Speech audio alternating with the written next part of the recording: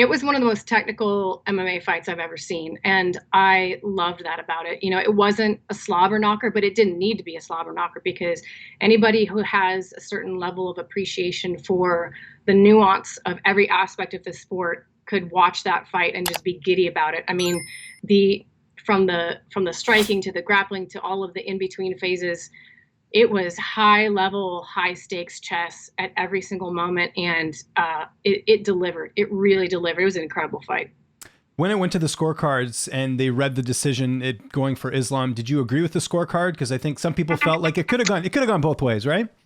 Yeah, I did actually agree with it. I listen, there's definitely a case that could be made for Alex winning the fight. I think it comes down to, I can't remember if it's around 3 or 2. I need to go back and watch it. It was 3. It was 3. Yeah, I think 3 and 5 are the most decisive for Volkanovski, and then I think 1, 2, and 4 were how people scored it for Islam.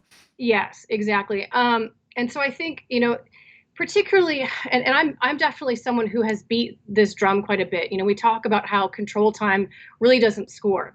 And it doesn't, but people need to keep in mind that there are different types of control. There's control for the sake of control, which doesn't score very much. And then there's control, which we almost need to call it something else. We need to call it effective grappling, where you've advanced to a more dominant position, a back take position, and you are threatening with submissions. And I know sometimes people don't see those face cranks as potential submission threats, but they absolutely are.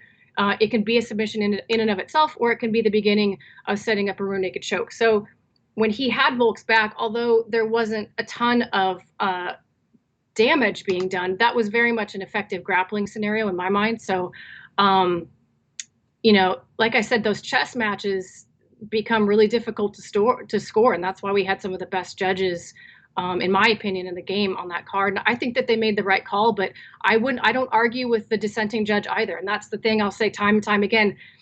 Most of the time when we start having these discussions about was it scored correctly, it's because it was such a close fight that there's not really a black and white, you're wrong, he's right type of scenario. You really could make a valid and strong case for either fighter winning.